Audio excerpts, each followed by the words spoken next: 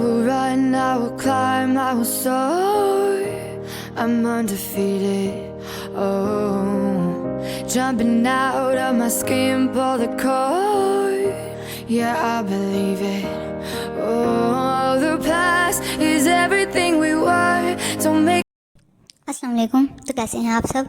आज मैं आपके लिए परियों की एक कहानी लेके आई हूँ जिसमें वो एक गरीब मोची की किस तरह मदद करती हैं आपको ये पता चलेगा।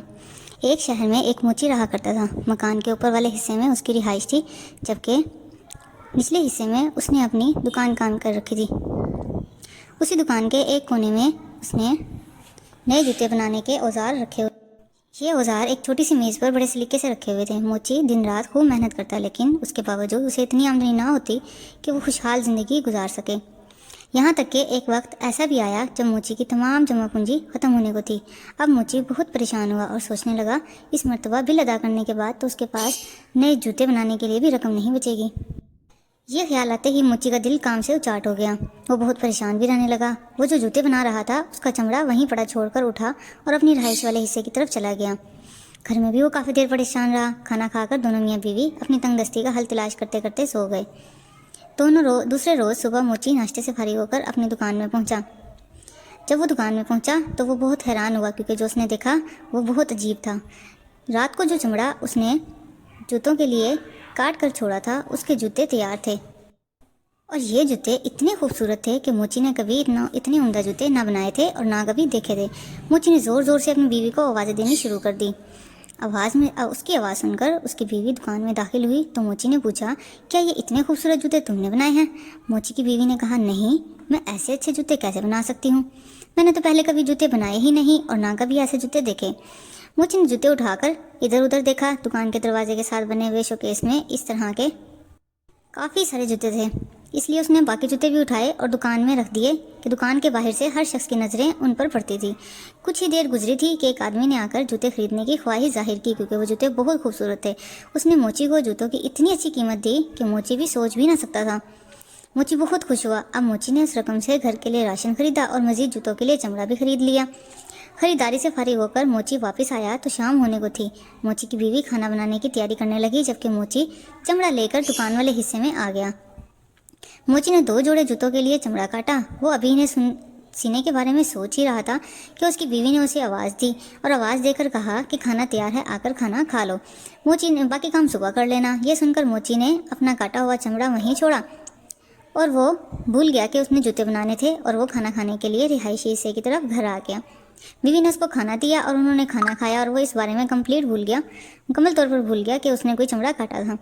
दूसरे रोज़ सुबह जब मोची दुकान में आया तो एक मरतबा फिर हैरान हो गया, और वो हैरान हुए बगैर रह भी नहीं सकता था, क्योंकि रात को मोची ने जो चमड़ा काट कर रखा था उसके आज फिर बहुत उम्दा और खूबसूरत निहायत ही नफीस जूते तैयार थे। मोची ने एक मरतबा फिर अपनी बीवी को आवाज़ देकर बुलाया कि आकर देखो ये जूते कैसे हैं। बीवी को बुलाकर जब उसने जूते दिखाए तो जूतों के बारे में पूछा, लेकिन उसने उस मरतबा भी अपनी लाइल्मी का इजहार किया कि मैंने ऐसे जूते ना कभी देखे, ना बनाए और ना मुझे बनाने आते हैं। मोची ने जूते उठाकर शोकेस में फिर से रख दिए। थोड़ी देर बाद जूते बिक गए। अब तो रोज़ाना का मामूल बन गया कि मोची चमड़ा काट कर दुकान में रखता और सुबह उसे जूते तैयार मिलते। और एक अजीब और दिलचस्प बात तो ये थी कि अपनी खूबसूरती की वजह से कुछ ही देर बाद जूते फ़रोख्त भी हो जाते। और उसकी बीवी अब काफ़ी खुशहाल ज़िंदगी गुजार रहे थे। एक दिन मोची की बीवी ने कहा, हमें मालूम तो करना चाहिए कि आखिर रात के उस पहर कौन हमारे लिए जूते बनाकर चला जाता है। मोची ने कहा, चलो आज रात को हम दुकान की निगरानी करेंगे और देखेंगे कि कौन ऐसा मेहरबान है जो रोज़ाना हमारे लिए काम करता है। मोची और उसकी बीवी शाम होते ही कटा हुआ चमड़ा काम करने वाली मेज़ पर छोड़कर दुकान में रखी एक बड़ी सी अलमारी के अंदर छुपकर बैठ गए और थोड़ा सा दरवाज़ा खोलकर दुकान में झांकने लगे। आधी रात के वक्त आतिशदान की चिमनी में कुछ आवाज़ें आती हुई महसूस हुई। थोड़ी देर बाद उन्होंने देखा कि 2 खूबसूरत नन्ही मुन्नी परियां हवा में तैरती हुई चिमनी के जरिए दुकान में दाखिल हुई और काम करने वाली मेज़ के पास रखे स्टूल पर बैठकर उन्होंने जूते सीने का काम शुरू कर दिया। देखते देखते उन्होंने इतने खूबसूरत जूते तैयार कर दिए। सुबह होने से कुछ देर कबल जूते के दोनों जोड़े तैयार हो चुके थे। खूबसूरत जूते मेज़ पर इस तरह छोड़कर दोनों नन्ही परियां हवा में उड़ती हुई वापस चुपके सी चली गईं। मोची ने अपनी बीवी से कहा, बहुत दिनों से ये दोनों ही नन्ही परियां हमें अच्छे से जूते बनाकर दे रही हैं। मेरा ख्याल है हम भी उन्हें कोई तोहफा दें। मोची की बीवी बोली, दोनों परियां नंगे पाँव थी और उनके कपड़े भी आम से थे। शायद उन्हें इन कपड़ों में सर्दी लगती है। हो ना हो मैं इन दोनों के लिए कोई कपड़े बना दूं।